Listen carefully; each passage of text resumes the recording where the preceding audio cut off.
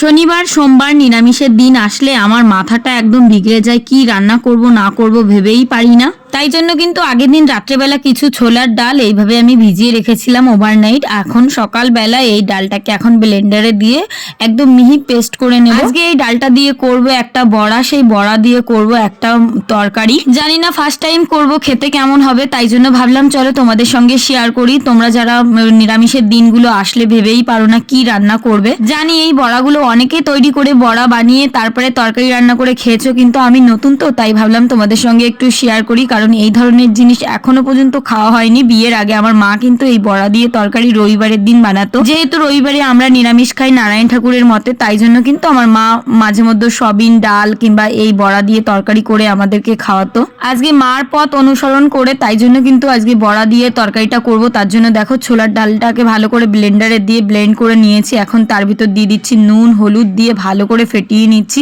আর একটুখানি এর ভিতর দিয়ে দিয়েছিলাম আদা বাটা, সেটা ব্লেন্ডারে দেওয়ার সময় তোমরা দেখেছো। ডালটাকে পুরো সুন্দর করে ফেটাতে হবে যাতে এটার ভিতর একটা ফর্ম তৈরি হয়। তো দেখো কি সুন্দর করে ফেটানো হয়ে গেছে। এখানে আছে প্রায় 200 গ্রাম মতো ডাল।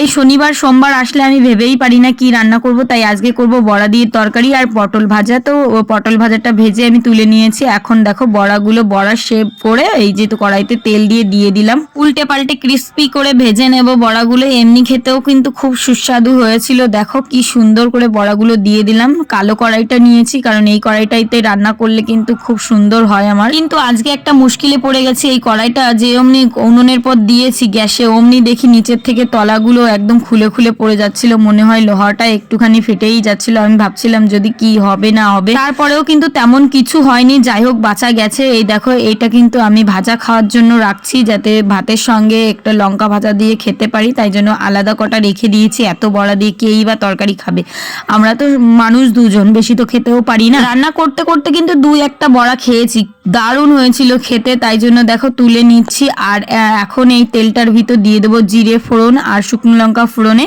এখন দিয়ে দেবো যে মশলা আলুটাও রেখেছিলাম সেই আলুটা। তারপরে আলুটা যখন ভাজা ভাজা হয়ে যাবে দিয়ে দেবো আদা রসুন বলছি কেন, আদা আর জিরের পেস্টটা আর শুকনো লঙ্কার পেস্টটা। তারপরে দিয়ে দেবো জল দিয়ে ফুটিয়ে দিয়ে দেবো বড়াগুলো। আর এরপরে ব্লেন্ডারে যে একটুখানি গরম মশলা বেটে নিয়েছিলাম সেটা দিয়ে নামিয়ে নেব। একটুখানি ঘি ছড়ালেও ভালো হয়, কিন্তু আমি আজকে ঘি দিলাম না, একটুখানি চিনি দিয়েছিলাম। দেখো কত সুন্দর হয়েছে।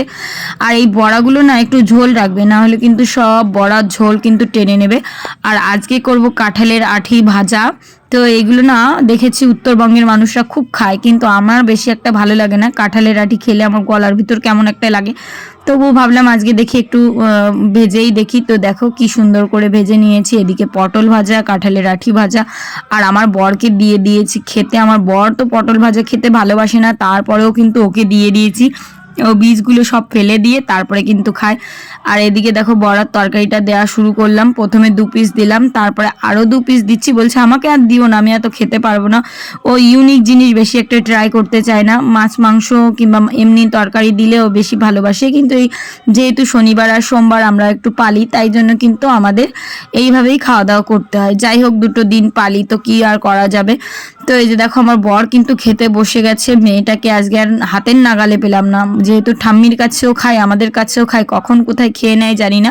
তারপরেও কিন্তু আমি দায়িত্ব করে খাওয়াই। তোমরা আবার ভেবো না যে মেয়েটাকে ছেড়ে দিয়ে নিজে একা একা খেতে বসে গেছে। আজকে ও সকালবেলা খেয়ে নিয়েছে আর এটা খাবে না। তো চলো বন্ধুরা, আজকের মিনি ব্লগটা এই পর্যন্ত। আর আজকের বড়ার রেসিপিটা কেমন লাগলো অবশ্যই কিন্তু কমেন্ট করে জানিও। আমার বর কিন্তু সুন্দর করে মেখে খাওয়া শুরু করে দিয়েছে, আমিও খাচ্ছি। দারুণ হয়েছিল কিন্তু খেতে। সবাইকে টাটা, দেখা হচ্ছে আরেকটি মিনি ব্লগ নিয়ে।